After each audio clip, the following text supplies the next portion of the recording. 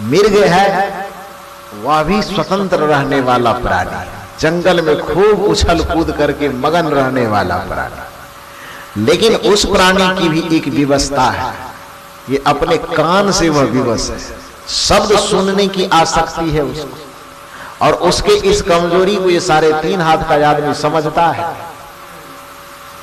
इस कमजोरी को भांप करके जो मिर्गा जंगल में रह करके उछल कूद होकर के आनंद मगन से जीवन जीता है, उस मिर्गे को अपने वश में करने के लिए यह आदमी जाता है बांसुरी लेकर के, खूब बांसुरी बजाता है। जो अपने परिजन के साथ मिर्गा जंगल में खेल रहा होता है, बांसुरी के धुन को सुन करके इतना आनंद मगन होता है कि पूरे दुनियादारी सब चीज को भूल करके उसी शब्द पर आसक्त होकर के विवश होकर के जिधर से आवाज आ रही है उधर वो जाता है, चलते जाता है। और जैसे ही जहां पर बांसुरी बजाने वाला है वहां पहुंचता है, इतना मगन होकर के नाचता है कि नाचते थक करके वहीं पर गिर जाता है। जैसे ही गिरा, बांसुरी बजाने वाला बांसुरी बजाना छोड़ देता है। इतना बेसुद्ध होकर के मिर्गा गिर गया है कि उस मिर्गे को जाल में पकड़ करके या रस्सी में बांध करके वह बांसुरी बजाने वाला अपने घर लाता है, या तो उसका कोई बिजनेस कर लेता, बेच लेता है, या उसको काट करके उसके मांस वगैरह बना देते हैं और उसके चमड़े बड़े महंगे बिकते हैं, उसको बेच देता है और अपना जीविका धंधा वो चलाता है। संत बताते हैं, सोच करके देखो कि जो मिर्गा अपने परिजनों के साथ जंगल में बड़ा आनंद के साथ जीवन व्यतीत कर रहा था, वह मिर्गा आखिर बाजार कैसे पहुंच गया? वह मिर्गा कट करके मांस कैसे बन गया? वह मिर्गा, उस मिर्गे के चमड़े बाजार में बिक कैसे गया? किस कारण से? उत्तर है एक ही आसक्ति, केवल शब्दों की आसक्ति में फंस जाने के कारण, विषय की एक मतांधता के कारण। 4 चीज गिनाया, अली, गज, मीन, मिर्ग, अब 5वां चीज है पतंग। इस पतंग को देखने के लिए रामायण के पास नहीं जाना पड़ेगा, अभी देखिए तुरंत नजर उठाइए, दिखाई दे देगा। द्वापर, कलयुग, त्रेता में नहीं जाना पड़ेगा। जो पतंगे आनंद मगन होकर के पूरे खेत में, खलिहान में, आसमान का सैर करने में जीवन व्यतीत करता है, उस पतंगे की एक आसक्ति है, वह है रूप की आसक्ति। आंख से वह लाचार है। परिणाम क्या होता है? रोशनी जल रही है, उसको झलक गया। जो आसमान में उड़ करके चक्कर लगा करके आनंद मगन जीवन व्यतीत कर रहा है, आंख से विवश होने के कारण, रूप की आसक्ति होने के कारण वह अग्नि पर लपकता है। जहां भी प्रकाश मिलेगा उसको, वहां वह दौड़ करके जाता है और अपने नजर से देखता है कि मुझसे पहले जो जाकर के चिपका है वो क्या हो गया? वहीं जल करके खाक हो गया, मर करके गिर गया, एकदम ढेरी लगी हुई। अपने नजर से देख रहा है कि हमसे पहले जो गया, भी 1 सेकेंड उड़ते उड़ते जा रहा था, हमसे आगे वो जा रहा था, हम पीछे थे, बस 2 कदम की दूरी थी, हम पीछे रह गए, वो आगे गया। जैसे ही जाकर के चिपका तो या तो जल करके खाक हो गया, या आधा पंखा जल गया तो झील करके जमीन पर आ गई, और ढेरी लगी हुई, मुर्दों की ढेरी लगी हुई है। लेकिन यह देखने के बावजूद भी दूसरे पतंगे सावधान नहीं होते। मारा तो मारा, दूसरा मारा, हम थोड़े मरेंगे, यह सोच करके उसमें वो चिपकते जाता है। और जितना पतंगा प्रकाश के संपर्क में चिपकते जाता है, उतने पतंगे मौत के मुंह में चलते चले जाते हैं। ये 5 प्राणी का जो उदाहरण संत ने दिया, उसे समझाना क्या चाहते हैं? संत कहते हैं, विचारक कहते हैं कि अली, गज, मीन, मिर्ग, पतंग जले एक ही आंच। भंवरा मारा गया तो सिर्फ एक ही विषय के कारण, और विषय उसके पास नहीं है। हाथी विवश हो गया तो एक विषय के कारण, दूसरा विषय उस पर प्रभावी नहीं है। मछली मारा गया तो एक विषय के कारण, दूसरा कोई विषय का दोष उसमें नहीं है। मिर्गा यदि मारा गया तो एक विषय की व्यवस्था के कारण दूसरी व्यवस्था उसके पास नहीं है। पतंगे मारे जा रहे हैं तो एक व्यवस्था के कारण दूसरी कोई आसक्ति उसके पास नहीं है। और गोस्वामी जी कहते हैं कि अली गज मीन मिर्ग पतंग जले एक ही आंच, एक ही विषय के कारण इसका जीवन बर्बाद हो गया, दुखमय हो गया, मौत के मुंह में चला गया। इसके साथ गोस्वामी जी बताते हैं कि अली गज मीन मिर्ग पतंग जले एक ही आंच, लेकिन तुलसी वाकु क्या गति। गोस्वामी जी कहते हैं उसका क्या गति होगा हे भगवान, जाको लगा है 5। जो आदमी 5 विषय के कारण विवश है, 5 विषय जिसके पास लगे हुए, तो एक ही विषय के कारण एक एक प्राणी बर्बाद हो रहा है। और जिसके पास ये 5 प्रभावी है, आंख अलग खींचता है, कान अलग खींच रहा है, जीभ अलग खींच रहा है, इंद्रियां अलग खींच रहे हैं, नाक अलग खींच रहा है, त्वचा अलग खींच रहा है। इसी बात को तो सदगुरु कबीर ने कहा कि संतो घर में झगड़ा भारी, रात दिवस मिली उठी उठी लागे, 5 ढोटा एक नारी, न्यारो न्यारो भोजन चाहे 5 अधिक स्वादी। ये 5 अपने अपने स्वाद में मगन है। आंख अपने स्वाद में मगन है, कान अपने स्वाद में मगन है, जीभ अपने स्वाद में मगन है, चमड़े अपने स्वाद में मगन है। तो कबीर साहब कहते हैं संतो घर में झगड़ा भारी। एक दिन की बात नहीं है, रात दिवस मिली, चाहे रात हो चाहे दिन हो, 5 आपस में झगड़ते रहते हैं। आंख अपना वाला खोजता है, कान अपना वाला खोजता है, जीभ अपना वाला खोजता है, त्वचा अपना वाला खोजता है।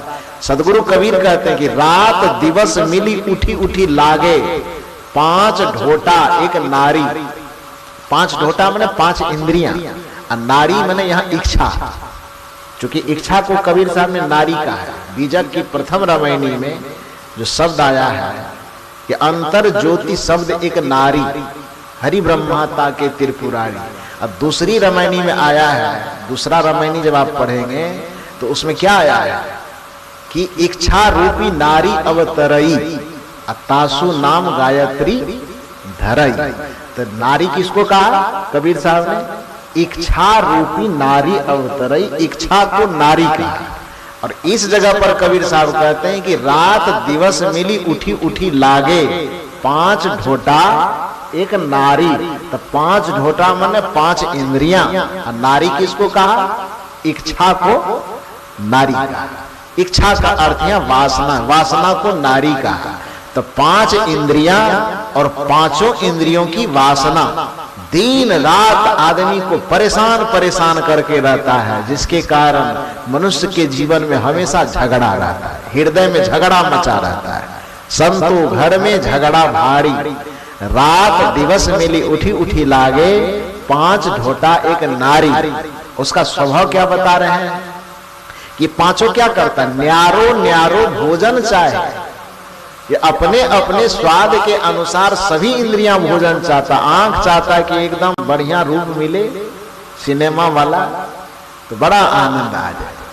कान सोचता है कि एकदम एकदम भोजपुरी वाला सब आजकल का जो टॉप सब गाना है वही सुनने को मिले। ओहो, कि भोली साहब के क्यों भजन सुनने जाता है, जलोटा के हरिओम शरण के, छैला बिहारी, मनोज तिवारी, और पता नहीं कौन कौन बिहारी है, उसका सुने तो बड़ा मगन है। जीव सोचता है कि धर तेरी गई, साधु महात्मा का भोजन कौन करे। ये जो साधारण दुनियादारी में रहने वाले लोग हैं, साधु महात्मा के भोजन करते लोग घास पात खा करके आप लोग जीवन जीते हैं, दकारे मनुष्य बन करके जन्म कहता है ना। तो शाकाहारी आदमी है जो दाल भात रोटी सब्जी खा करके जीवन जीता है, इस शराब मांस दारू में डूबे रहने वाला व्यक्ति इस पर कटाक्ष करता है कि आप लोग भी कोई आदमी हैं, सेब संतोला नारंगी खा करके रहते, घास फूस खा करके जीवन जीते। अरे जीवन का असली आनंद लेना तो मुर्गी की घुट्टी चबाइए, असली आनंद लेना है तो बकरी का कलेजा खाइए, असली आनंद लेना हो तो अंडा का फ्राई खाइए, देखिए जिंदगी कितना मस्त होता है। दारू पीजिए तब देखिए जिंदगी का क्या रस है। कहता है कि नहीं कहता? कहता है, हम लोग भी सुने हैं। हालांकि अब हम लोगों के पास तो नहीं बोलता है, कोई हिम्मत नहीं कर पाता है, लेकिन पहले जब हम लोग नया नया आए थे या घर में रहते थे तो इस तरह का कटाक्ष सुनने के लिए मिलता था। तो इसलिए अनुमान है कि आप लोग जरूर इस बात से अवगत होते होंगे। तो कबीर साहब कहते हैं न्यारो न्यारो भोजन चाहे। ये पांचों इंद्रियां जो है, जो इंद्रियों के वश में जीने वाला आदमी है, तो सबकी इंद्रियां सामान्य भोजन नहीं चाहती। आंख चाहती है कि अश्लील अश्लील दृश्य को देखें, कान चाहता है अश्लील अश्लील शब्द को ही सुने, बड़ा रस मिलता है।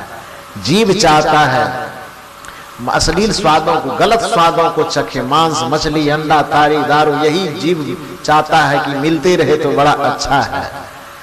त्वचा चाहता है कि गलत स्पर्श ही करते रहे तो बड़ा अच्छा है। तो कहने का मतलब ये पांचों इंद्रियां न्यारो न्यारो भोजन चाहे, पांचों अधिक सवादी, कोई काहू का हटा न माने, आप ही आप मुरादी। कोई किसी का रोक नहीं मानता। ये संत समझाते समझाते थक जाएं, गुरुजन समझाते समझाते थक जाएं, समाज के सभ्य लोग समझाते समझाते थक जाएं, लेकिन यह मन यह इंद्रियां इतना रस में विषय में आसक्त होता है कि कोई काहू के हटा न माने। कोई किसी के सजगता को मानता ही नहीं, सद्ज्ञान को मानता ही नहीं है, सत्संग की बातों को मानता ही नहीं है, सद्विचार और सद्विवेक की बात को मानता नहीं है। और ध्यान दीजिए, जब कोई व्यक्ति सद्विवेक और सद्विचार की बात नहीं मानता, जब कोई गुरुजनों की बात को नहीं मानता, जब कोई संतों की बात को नहीं मानता, तो उसे दुख का लात खाने से इस धरती पे कोई नहीं बचा सकता। ये प्रकृति का अकाट सत्य है। प्रकृति के लात से यदि बचना चाहते हैं तो संतों की बात को जरूर माननी चाहिए, गुरुजनों की विवेकियों की बात को जरूर मानना चाहिए, सदाचारियों की बात को जरूर मानना चाहिए। यदि संत गुरुजनों की बात की अवहेलना करते हैं आप, उनके आज्ञा का उनके निर्देशन का आप अवहेलना करते हैं, इस संसार के लात को, प्रकृति के लात को खाने से कोई नहीं बचा सकता है। एक उदाहरण से इसको समझिए, फिर बात को मैं आगे ले चलूं। एक बार की बात है, नारद जी करताल बजाते बजाते नारायण नारायण करते करते विष्णु लोक पहुंचा। विष्णु लोक जाने पर, रहने दीजिए, बड़ा मगन है। हाँ, ये असली सत्संग का मजा तो यही ले रहा है। और आज सोच रहा है कि हमरे ऊपर प्रवचन कैसे कर रहा है साहब। कार्यक्रम करवाने के लिए लाए हैं पुरुषोत्तम साहब जी, भोली साहब जी, इनके नाम की कोई चर्चा नहीं हो रही, मेरा ही चर्चा हो रहा है। देखिए मेरे बगल में नाच कर रहा है कितना बढ़िया से। आप लोग को नहीं दिखता होगा, यहाँ आके देखिएगा तो पता चलेगा 100 नाच कर रहा है, खुशी मना रहा है। समझ रहे हैं ना? तो खैर कोई बात नहीं, नाचने दीजिए, थोड़ा देर है, उसके बाद तो जाएगा। वृंदावन बिहारी लाल की जय। तो मैं कह रहा था कि नारद जी करताल बजाते बजाते विष्णु लोक पहुंचा, और विष्णु जी के पास पहुंच करके भगवान विष्णु से कहा, भगवान अरे आप तो यहाँ पर शेषनाग के सैया पर सोए रहते हैं, हमको पूरे ब्रह्मांड की यात्रा करनी पड़ती है, एक ही जगह ऑफिस बना के रखे हैं आप, जब भी हमको जरूरत पड़ती है तो हमको बेमतलब के दौड़ दौड़ करके यहाँ आना पड़ता है। कोई और ऑफिस सेंटर वगैरह बना के रखे हैं क्या? कोई और जगह है आपके रहने का, मिलने का कोई जगह है तो बताइए। भगवान विष्णु ने कहा कि देखो तुम पूछा ही नहीं, पहले यदि पूछ लेता तो फिर पृथ्वी लोक से जरूरत पड़े तो भी यहाँ आना पड़ता है, स्वर्ग लोक से जरूरत पड़े तो भी यहाँ आना पड़ता है, वैकुंठ से जरूरत पड़े तो भी यहाँ आना। तो जहाँ रहते हो अब वहां से मेरी जरूरत पड़ती है तो यहाँ आना पड़ता है। पहले पूछ लिया होता कि इस जगह के रहने के अलावा और कोई जगह है तो हम बता देते, तो इतनी मेहनत नहीं करनी पड़ती। नारद जी ने कहा अब जो तो बीते ताहि विसारिए, आगे की सुधि ले। अब जो बीत गया तो उसके लिए क्या कहना, कम से कम अब तो बता दीजिए कि आप कहां कहां रहते, कहां कहां आपके रहने का सेंटर है, ताकि जरूरत पड़े तो बार बार यहां पर दौड़ करके ना आना पड़े। विष्णु जी ने कहा कि हकीकत बात यह है कि विष्णु लोक तो मेरा घर है ही, लेकिन इसके अलावा जो मेरा प्रमुख सेंटर है वह है प्राणी का हृदय। सभी प्राणियों के हृदय में ही मैं निवास करता हूं। अस प्रभु हृदय अछत अविकारी। और प्रकृति पार प्रभु सब उर्वासी, ईश्वर सर्वभूतानाम हृदय अर्जुन तिष्ठिता। ईश्वर का, विष्णु का, ब्रह्म का, शिव का, राम का जो वास्तविक स्थान है वो सबका हृदय है। कबीर साहब यही बात कहते हैं कि कस्तूरी कुंडली बसे मिर्ग ढूंढे बन माही, ऐसे घट घट राम है दुनिया जानत नाही। कबीर साहब कहते हैं भैया राम भगवान परमात्मा ईश्वर को खोजने के लिए तू बाहर क्यों जाता है? ध्यान दीजिए एक बात पर, लोगों ने जो कबीर साहब के विपक्षी लोग थे, कबीर साहब के विपरीत अपना विचारधारा रखते थे, सदगुरु कबीर को ईश्वर विरोधी, धर्म विरोधी, अध्यात्म विरोधी बनाने की इतनी चेष्टा की और एक अफवाह फैलाया समाज में कि कबीर साहब तो कोई ईश्वर परमात्मा नहीं मानता है, कबीर साहब तो कोई धर्म नहीं मानता है, कोई विधि नहीं मानता है, कोई विधान नहीं मानता है, कोई पूजा, कोई पाठ, कोई फलना, कोई चिल्ला नहीं मानता है। किसने कह दिया कि नहीं मानता है? कबीर साहब ये नहीं कहा कि ईश्वर नहीं होता है, बल्कि कबीर साहब ये कह रहे हैं कि ईश्वर के नाम पर तू गलत गलत जगहों पर जो जा रहा है, ईश्वर के नाम पर गलत चीजों को ही जो ईश्वर मान रहा है, तो ये गलत कर रहा है, वो मत करो।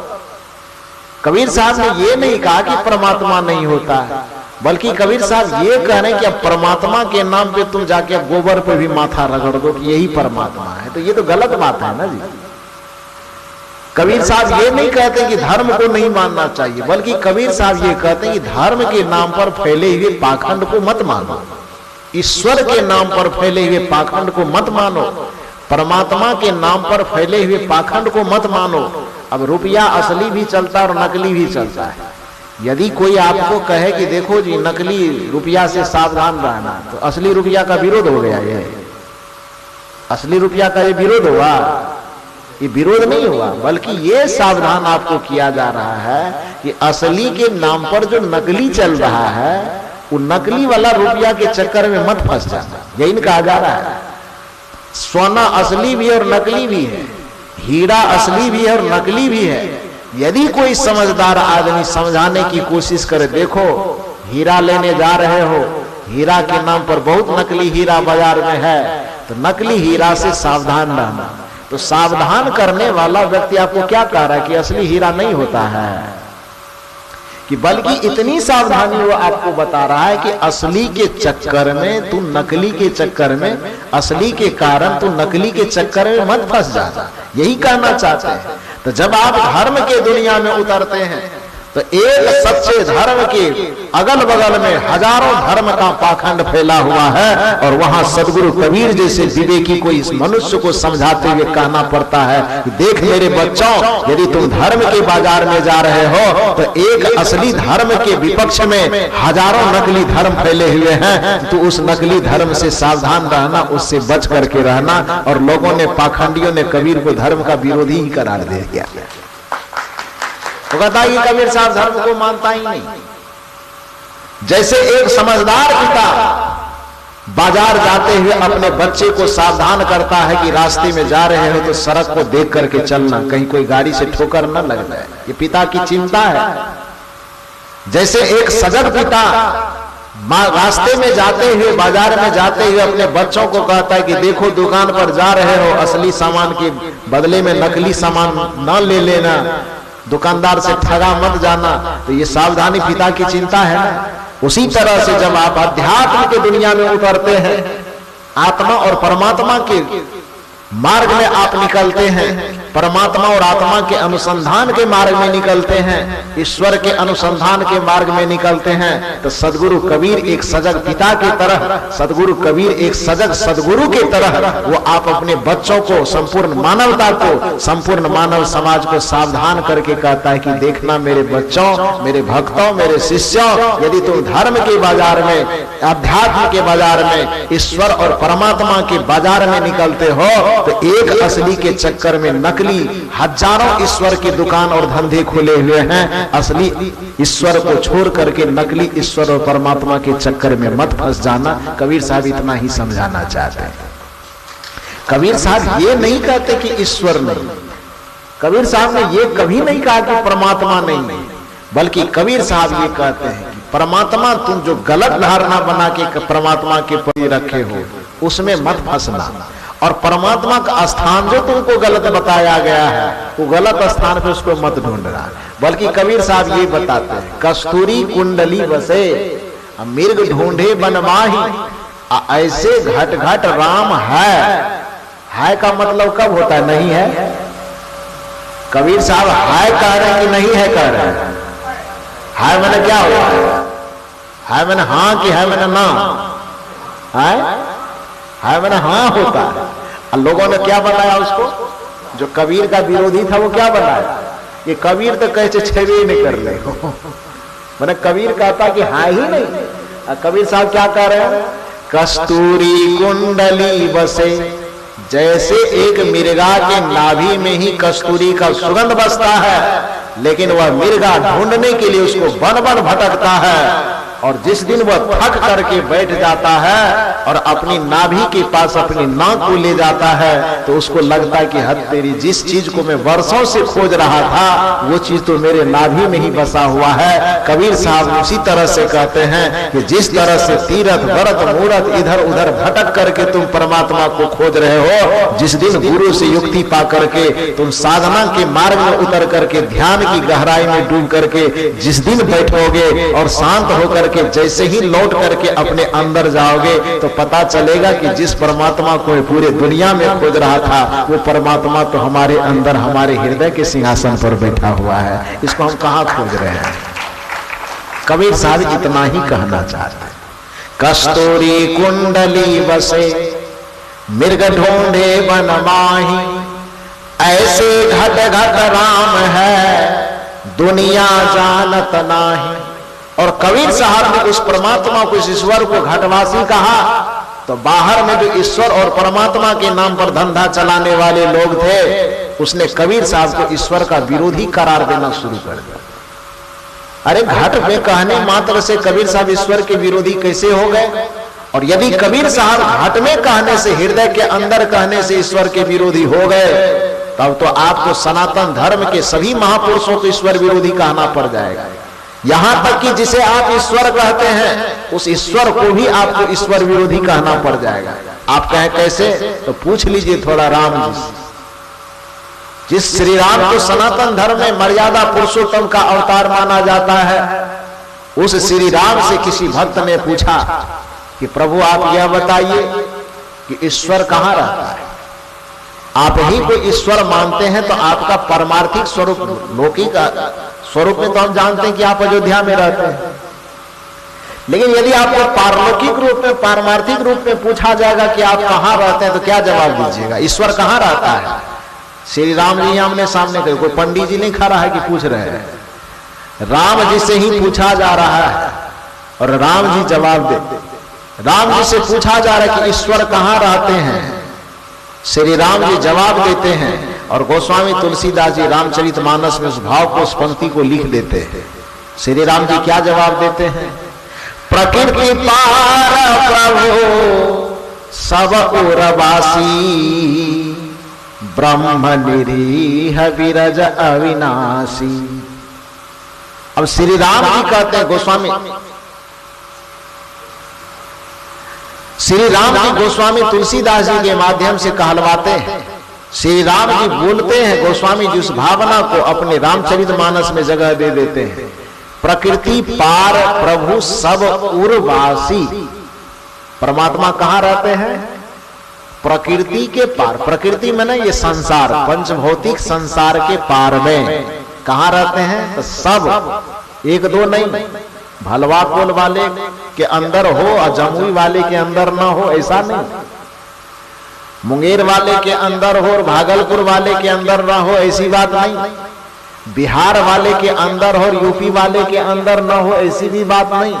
बल्कि धरती के जितने भी प्राणी है, प्रकृति पार प्रभु सब मन क्या था? एक ठो सब मन, धरती पे जितना है सब प्रकृति पार प्रभु सब उर्वासी। परमात्मा का पता यदि खोजना हो तो श्री राम जी कहते हैं कि परमात्मा को खोजने के लिए अयोध्या आओगे तो तुम भटक जाओगे। कबीर भी ये तो यही कह रहा है, लेकिन कबीर को हमने खूब गाली दी, कबीर को हमने खूब ईंटा मारा, कबीर को हमने खूब पत्थर मारा, कबीर को हमने खूब आलोचना किया, कबीर के नाम पर हमने बहुत सारे बवंडर पैदा किए। अब राम जी के लिए क्या करेंगे? श्री राम जी कहते हैं कि यदि परमात्मा का सही पता पाना हो तो मैं बता रहा हूं, ये राम जी बताते हैं, प्रकृति पार प्रभु सब उर्वासी। प्रभु कहाँ रहते हैं? तो उर में रहते हैं।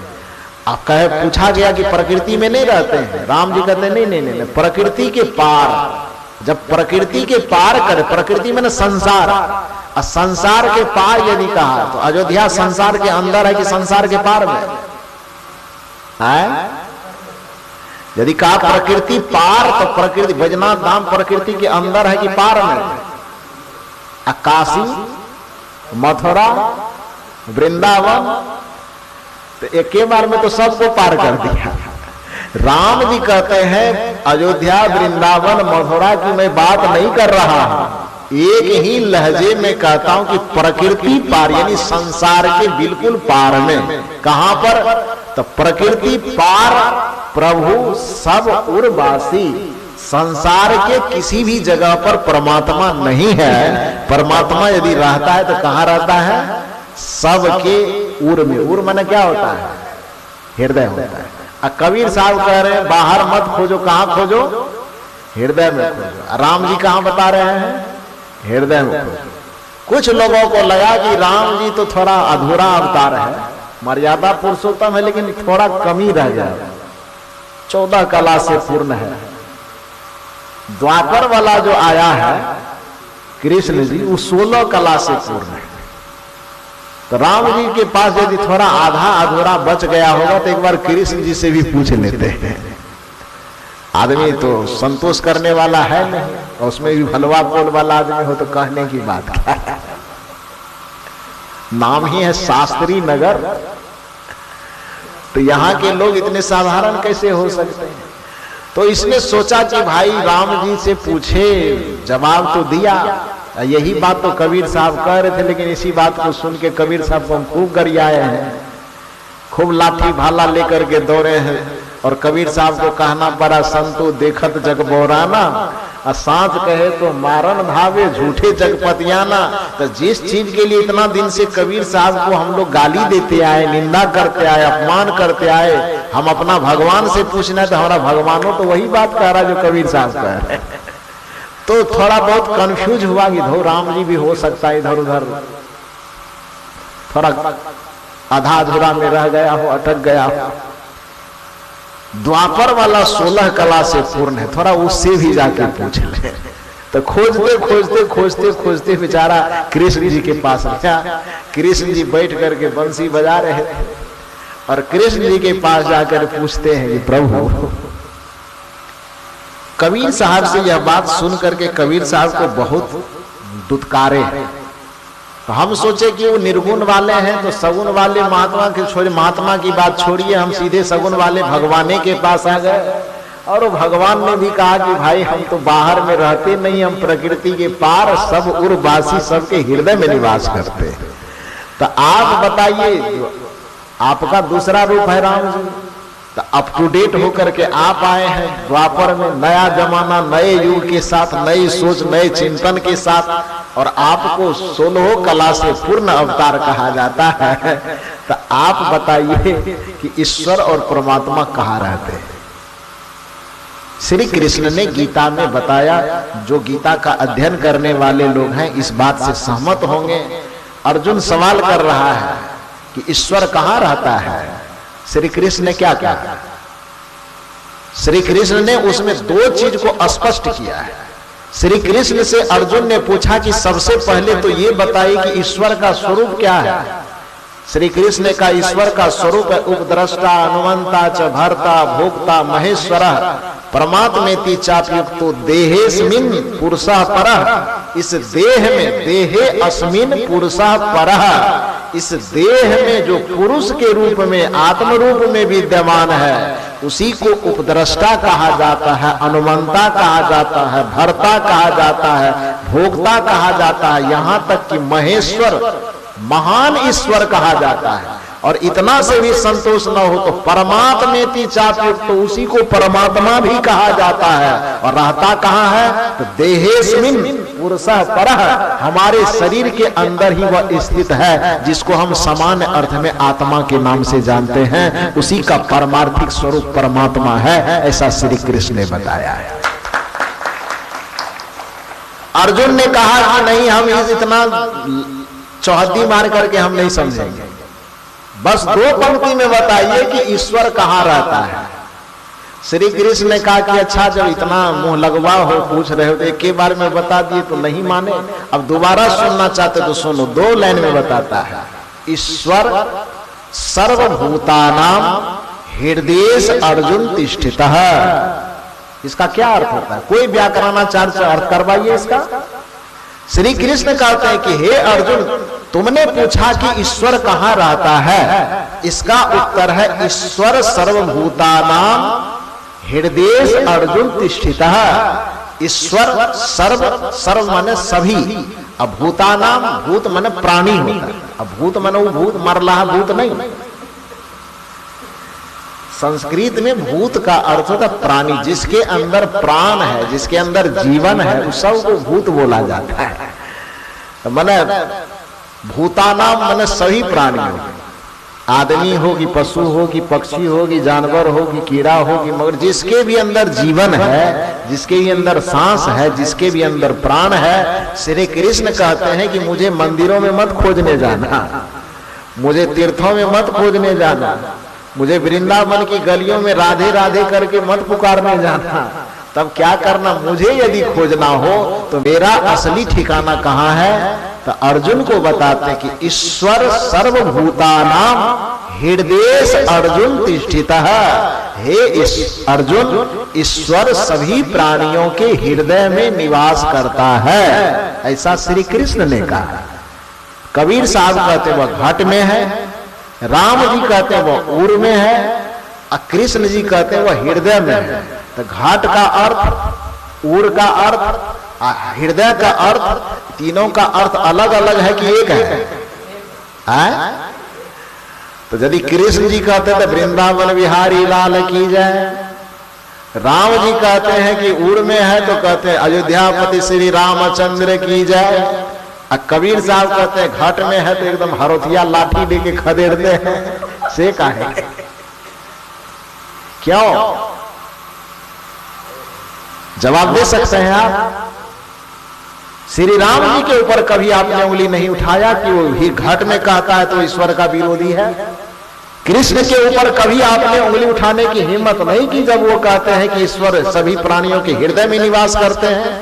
और यही बात यदि कबीर साहब आपको पुकार के कह रहे हैं कि बाहर में नहीं आपके घट में है, तो आपने कहा कि कबीर तो पूरे दुनिया का विरोध कर दिया, कबीर तो अक्खड़ है, कबीर तो फक्कड़ है, कबीर तो अनपढ़ है, कबीर तो गंवार है, उसको कुछ भी समझ में नहीं आता है, इसलिए कहता है बाहर में कुछ नहीं, भीतर में ही रहता है।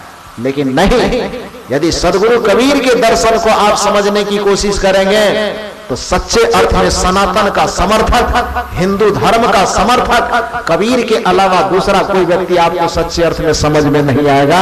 यदि कबीर साहब को गहराई से समझने की कोशिश कीजिएगा तो कबीर साहब ने धर्म का विरोध नहीं किया, बल्कि कबीर साहब ने धर्म की वास्तविकता की स्थापना की बात।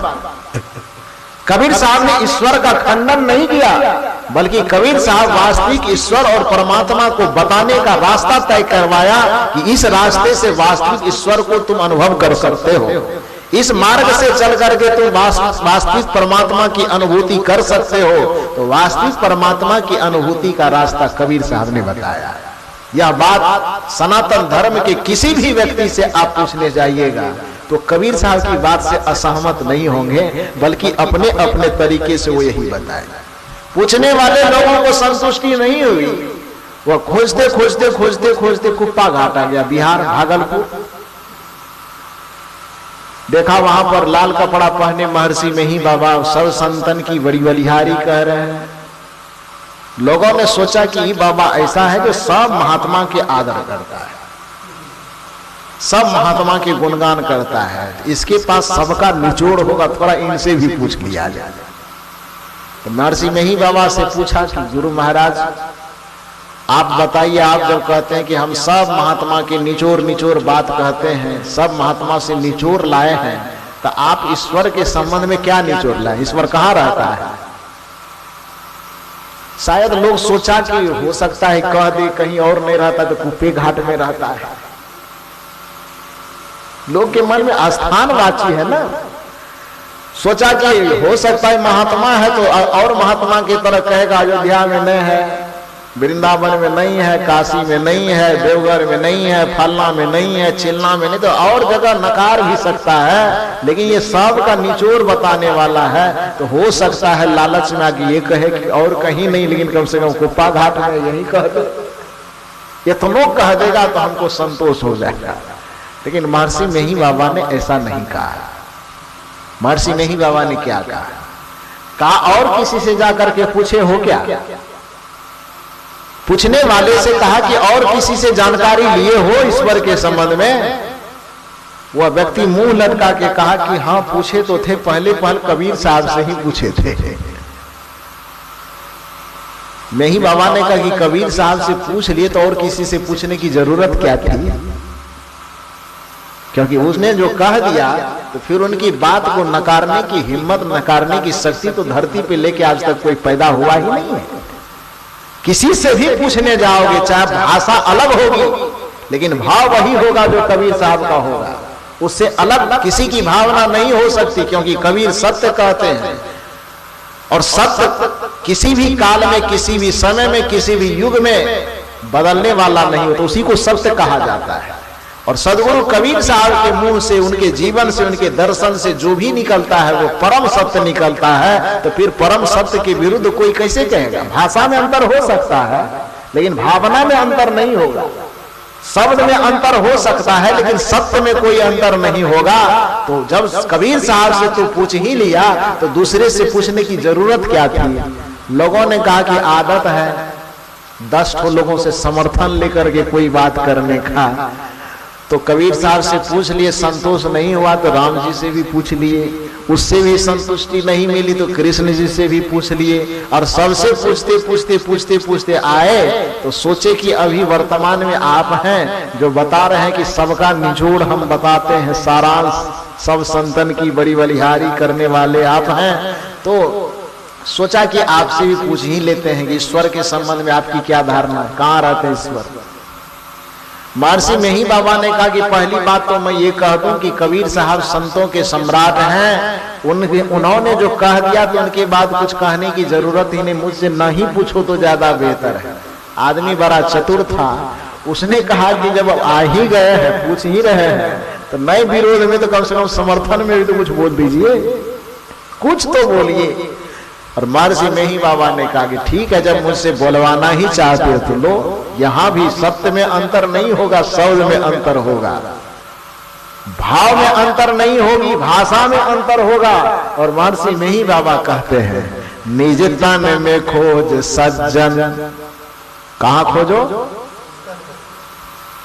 तन में।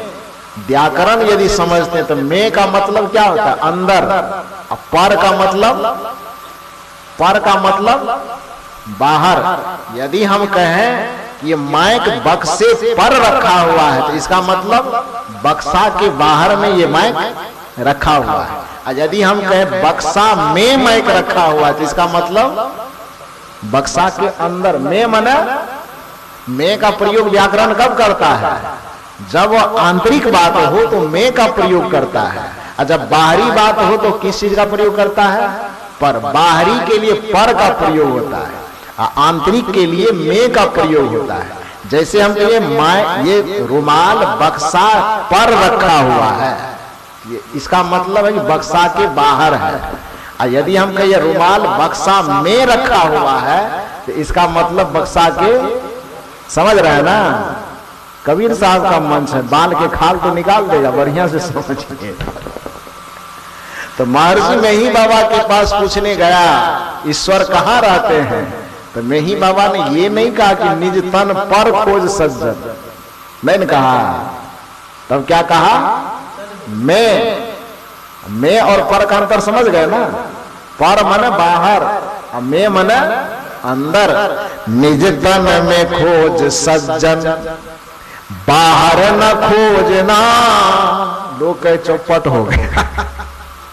यही बात तो कबीर साहब से इतना दिन से सुन रहे थे कि बाहर मत खोजना, लेकिन मान नहीं रहे थे। अब राम भी कह दिए, कृष्ण भी कह दिए, आपके पास आए तो आप भी यही बात कह रहे हैं। अब कबीर साहब इसके सामने तो लाल से जाएंगे। निज तन में खोज सज्जन, बाहर न खोजना। और आगे की कड़ी पे ध्यान दीजिए, अपने ही घट में। कहां पर आ गए? कबीर साहब कहां से शुरू किए थे? कस्तूरी कुंडली बसे मिर्ग ढूंढे मन माही, ऐसे घट घट राम है दुनिया जानत नहीं। शुरुआत कहां से हुई थी? घट से। अब मेही बाबा कहां पे लाके छोड़ा? निज तन में खोज सज्जन, बाहर न खोजना। अपने ही घट में हरि है, अपने में खोजना। तो कबीर ने शुरुआत की थी घट से, अब मेही बाबा ला के कस दिया कहां पर? घट पे। घट पे ही ने कसा। अपने ही घट में हरि है, अपने में खोजना। तो घट से शुरू हुआ, खत्म कहां हुआ? घट से शुरू और घट पे जाके खत्म। तो बाहर में माथा पटक क्यों रहे हैं आप? इसके बारे में सोचने की। तो मैं कह रहा था कि विष्णु जी की कथा सुना रहा था। नारद जी ने विष्णु जी से पूछा कि आप कहाँ रहते हैं? केवल यहीं रहते हैं कि और दूसरा ठिकाना है? तो विष्णु जी ने कहा कि यदि पहले पूछ लिए होते तो बार बार पृथ्वी से वैकुंठ ही 7 लोग करने की जरूरत न पड़ती, विष्णु लोग करने की जरूरत न पड़ती। पहले पूछ लेते तो मैं बता देता। हकीकत बात यह है कि इस जगह पर क्षीर सागर में कभी रहूं कि न रहूं, लेकिन सबके हृदय में मैं सदा निवास करता हूं। सभी प्राणियों के हृदय में मैं निवास करता हूं। नारद जी ने कहा कि ऐसा है, सचमुच में आप सबके अंदर निवास करते? कहा हाँ जी। कहा किसके किसके अंदर, थोड़ा बता दीजिए। विष्णु जी ने कहा कि मैं कह दिया एक बार में सबके अंदर, तो सब मैंने फिर सब होता है, उसमें कोई अलग दलग नहीं होता है कि इसमें हाँ उसमें ना। चींटी, पिपड़ी, हाथी, घोड़ा, आदमी, कीड़ा मकोड़ा, जो भी प्राणी आपको इस धरती पर दिखता है, सबके अंदर मैं रहता हूं। नारद जी ने कहा कि अच्छा ऐसा है? विष्णु जी ने कहा बिल्कुल ऐसा है। कहा ठीक है। पृथ्वी पर एकदम नारायण नारायण करते करते पृथ्वी लोक पर उतरा। संजोग से भलवा कोल के पास ही नारद जी आए। हमसे भेंट हो गई, आप लोगों से शायद नहीं हुई होगी, आप लोग उस समय सो रहे होंगे, इसलिए नारद जी से आपकी भेंट नहीं हुई थी। हमसे हुई थी, हम बता रहे हैं क्या हुआ था। तो भलवा कोल के मोड़ पे नारद जी उतर गए। जैसे ही उतरे, हमारे जो महात्मा जी हैं टेम्पू चलाने वाले, टेम्पू चला के जा रहे थे ना? बिल्कुल सही है ना? हाँ एकदम सही है। तो जा रहे थे, नारद जी जैसे ही उतरे, नारद जी इधर गांव में घुसे। हमारे महाराज जी ने, महात्मा जी ने कहा कि देखिए नारद जी, आप तो स्वर्ग वैकुंठ यात्रा खूब किए होंगे, लेकिन भलवा कोल कभी नहीं आए होंगे, इस रास्ते से मत जाइए। कहा क्यों? इसलिए कि इस रास्ते में एक ठो पागल भैंसा खड़ा है, उधर मत जाइए। नारद जी ने कहा धत तेरी, अरे हम विष्णु के भक्त हैं, मेरा नाम नारद है, अभी अभी मैं भगवान से पूछ करके आया हूं। भगवान ने कहा है कि मैं विष्णु लोक में रहूं कि न रहूं, सभी प्राणी जितने भी प्राणधारी हैं जीव, उस सबके हृदय में मैं निवास करता हूं। और जब विष्णु जी ने ऐसा कह दिया है तो कौन पागल, कौन थागल, कौन भैंसा, कौन घोड़ा, कौन गधा, सबके अंदर जब विष्णु भगवान ही निवास कर रहे हैं, तो जब मैं उसका प्यारा भक्त हूं, मैं जाऊंगा तो तुम्हारे लिए भले वो पागल होगा, लेकिन मैं जैसे ही सामने में जाऊंगा तो यदि वो पागल भी होगा तो उसके अंदर से भगवान मुझे पहचान जाएंगे, मेरा प्यारा भक्त आ रहा है और मुझे कुछ नहीं कहेगा, इसलिए हमको जाने दो। महाराज जी रोक दिए, उसकी बात नहीं माना नारद जी। बगल से भोली बाबू गुजर रहे थे भलवा कुल से, नारद जी को इसने भी रोकने का प्रयास किया। देखिए हम सत्संग मंदिर से आ रहे हैं, उधर एक पागल भैंसा है, उधर मत जाइए नारद जी। इनके भी बात को काट दिया नारद जी। यहां से जितने सत्संगी थे वो जा रहे थे सत्संग सुन करके, सबसे नारद जी की भेंट हो गई। सबने हाथ जोड़ के कहा नारद जी हम अभी अभी उस गांव से आ रहे हैं, उधर मत जाइए, बगल में पागल भैंसा है। नारद जी सबको कहते गए अरे आप लोग क्या जानते सत्संग बत्संग, जाइए आप रास्ते से, मैं सीधे विष्णु जी से बात करके आ रहा हूं। और विष्णु जी ने कहा कि मैं सबके हृदय में रहता हूं, तो उस पागल भैंसा के भी हृदय में वो रह रहा होगा। तो जैसे ही मैं जाऊंगा सामने में तो आपको पहचाने कि न पहचाने, भैंसा के अंदर बैठा हुआ जो भगवान विष्णु होगा, मुझे जैसे देखेगा वो पहचान जाएगा कि ये मेरा एकदम भक्त है और मुझे कुछ नहीं कहेगा। इतने लोगों की बात को काट करके भलवा कुल के रास्ते में रोड में घुस गया। भैंसा बैठा हुआ था चौक पर, जैसे ही नारद जी इधर से गया, आमने सामने नजदीक होने को हुआ, एकदम 2-4 कदम बचा, भैंसा एकदम जो सीधा साधा बैठा हुआ था एकदम आंख का क्षेत्रफल बढ़ा दिया और तिरछी नजर करके देखने लगा। नारद जी को थोड़ा डर तो हुआ, लेकिन फिर भी लगा कि नहीं, विष्णु भगवान कहा है कि मैं सबके अंदर निवास करता हूं, तो तिरछी नजर करे कि चौड़ी नजर करे क्या फर्क पड़ता है। नारद जी फिर हिम्मत करके करताल जोर जोर से बजाने नारायण नारायण करते करते थोड़ा और नजदीक गया। जैसे ही भैंसा के नजदीक हुआ, भैंसा और देखा न तो दौड़ करके नारद जी को सींग पर उठाया, उठा के 2-4 पटकन मार दिया। नारद जी के पैर मोचर गया, कमर की हड्डी टूट गई, दर्द से कराते कर तब नारायण नारायण क्या करे, माँ और बाप चिल्ला रहा है। टूटे हुए कमर लेकर के माँ बाबू चिल्लाते चिल्लाते किसी तरह से वो विष्णु लोग पहुंचा, विष्णु भगवान के पास आया। तो विष्णु भगवान सोचा कि अरे अभी तक तो यहाँ पर भगवान का नाम लेते लेते लोग पहुंच रहा था और प्रसन्नता से पहुंच रहा था, ये कौन आदमी आ गया, माँ बाप चिल्ला रहा है, माए वो कर रहा है, कौन आ गया यहाँ पर? तो देखा कि नारद जी है। बड़े भाव से नारद जी को बुलवाया और नारद जी से कहा नारद ये हालत तुम्हारा कैसे हो गया? अरे तुम तो हर वक्त प्रत्येक सांस में नारायण नारायण भगवान का नाम लेने वाले थे, और ये क्या माँ या बाप चिल्लाते चिल्लाते दर्द में कराते कराते मेरे पास आए हो, क्या हुआ? नारद जी मुंह चिढ़ाते हुए कहते क्या हुआ है, सब आप का किया धरा हुआ है।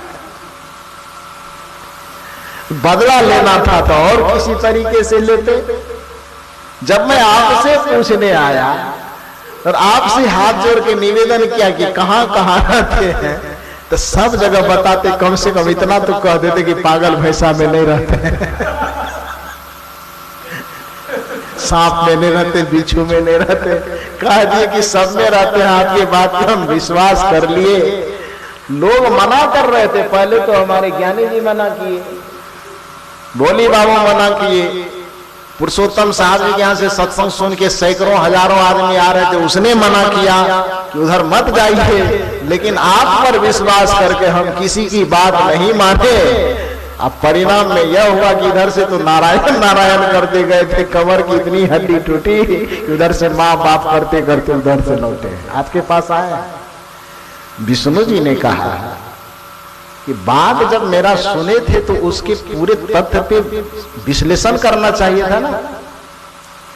जब मैंने तुम्हें यह कहा नारद जी कि मैं क्षीर सागर को छोड़ सकता हूं लेकिन प्राणियों के हृदय को मैं नहीं छोड़ सकता, मैं विष्णु के रूप में, ईश्वर और परमात्मा के रूप में धरती के सभी प्राणियों के हृदय में रहता हूं, तो जब मैं सभी प्राणियों के हृदय में निवास करने की बात को स्वीकार किया था तो तू केवल एक बात याद रखा कि भैंसा कुत्ता घोड़ा के अंदर रहेगा, लेकिन जिस समय तू चौक पर उतरा और उस रास्ते से गुजरा तो उस रास्ते में निकलने से पहले जो 1000 आदमी जो तुमको पहले मना किया, तो जिस 1000 आदमी ने मना किया उसके अंदर भगवान विष्णु नहीं था क्या? है? मना करने वाले के अंदर हम बैठे थे कि नहीं बैठे थे? और मना करने वाले के अंदर जब हम बैठे थे तो तुम सोच करके देखो कि जब 1000 विष्णु की बात को तू काट दिया तो एक ठो विष्णु उठा के पटकेगा नहीं तो तुम्हारा क्या हाल करेगा?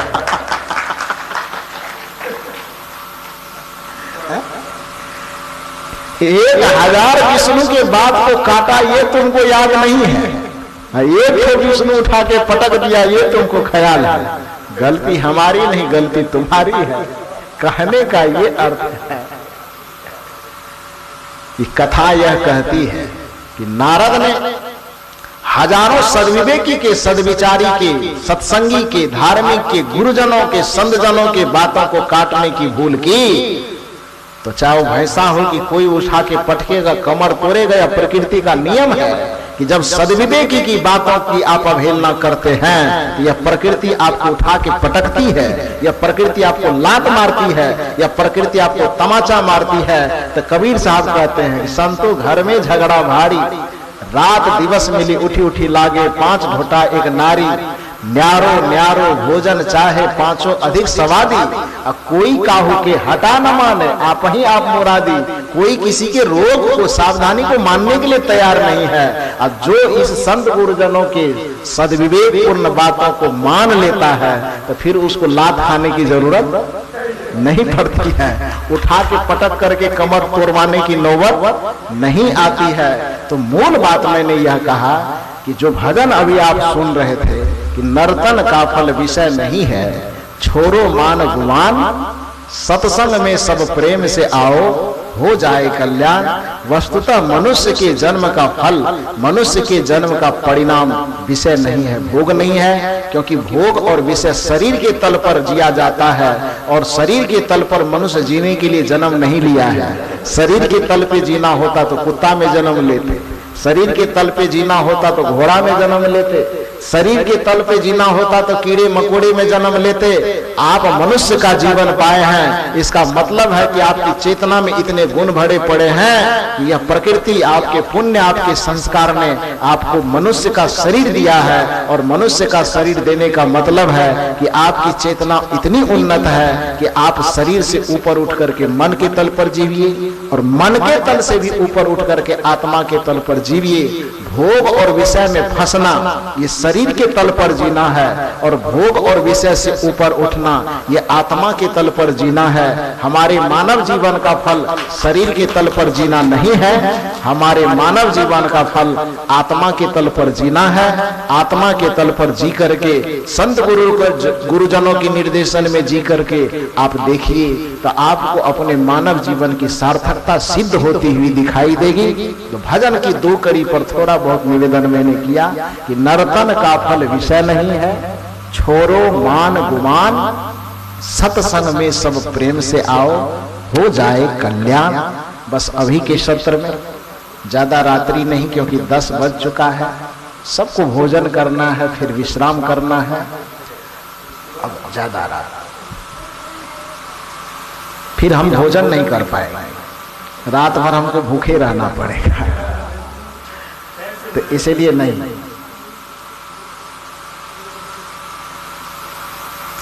तो इतना ही निवेदन करके मैं अपनी वाणी को यहीं पर विराम देता हूं। आप लोग बड़ी शालीनता से मेरे विचारों को सुना।